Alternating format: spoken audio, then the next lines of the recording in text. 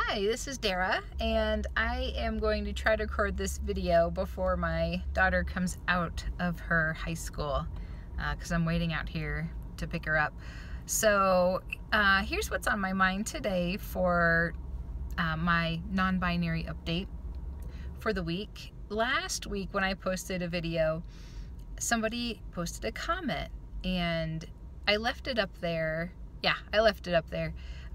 And it said SJW scum, and I didn't know what SJW meant, so that shows my age a little bit in terms of not being always in the know of what's going on.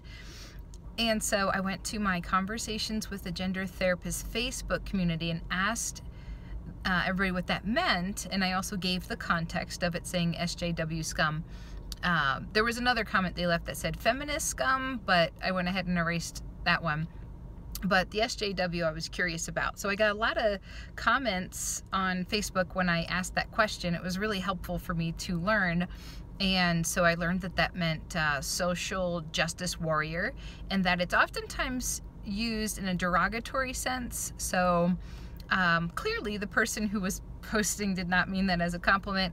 Some of the people on Facebook were saying that it is like, yeah, it's a compliment if somebody calls you that. So that was interesting to hear all the different sides of that. What that then has made me think about is well, first of all, name calling is not a great way to get somebody to engage with you. Like, let's say you have a point you want to make, and yeah, so if, for me at least, if somebody's going to use name calling, I'll either ignore them or I will say something like, you know, if you have a point you'd like to make or that you'd like to discuss, there's different ways to approach this. And usually they'll either continue name calling or just drop off. And so, because honestly, I think that this is an interesting conversation to be had. I've been paying more attention to this once I was introduced to the term SJW, and have heard that there is controversy around, some people feel like that there's too much attention being paid to language and trying to be sensitive to language and creating safe spaces and things like that, that it's resulting in censorship and the inability for people to be able to speak freely or just even use the language they're already used to. So I get it that this is complicated, because right now this is what happens whenever big social change happens. It's normal. It's normal for there to be people who are saying, hey, this is a big deal. Let's say, for instance, with gender identity. You know, there's certain words and terms that we would like for society to start using, and certain ones that we hope society would stop using, so that we can learn to, you know, be more accepting, understanding, and supportive of people. And so there's that, and then you've got people who are like, oh, okay, like I can roll with that, you know, teach me about it, you know, I'd love to learn. Then you have people who are like, I don't want to hear about this, like this is just making me feel stifled and this is a pain in the butt. That's normal to have resistance to that.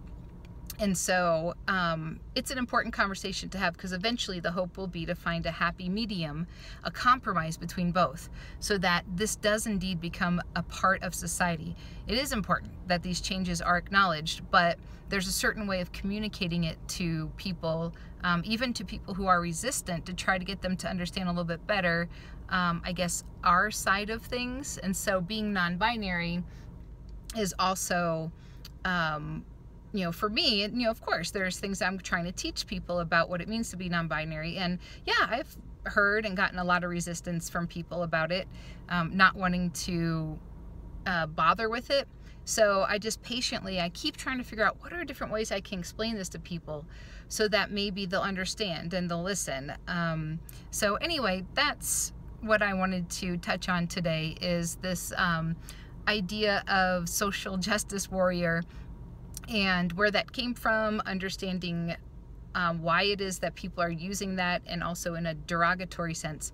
What kind of conversations need to be had at some point so that we can move to an end goal of more people being open to this change in society in which, yes, there's things about gender identity that people didn't realize and understand before that are going on now.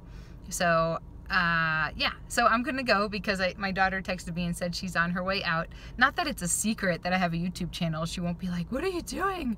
But it could be awkward if she comes up while I'm trying to finish this. So thanks for watching, and I'd love to hear your comments below about this topic. And even if you end up name calling in the topics, either I'll delete it, or if other people end up putting interesting comments below it, I'll leave it up. So it's up to you if you want to talk, if you want to have a conversation, and be open to that. I'll catch y'all later. Bye.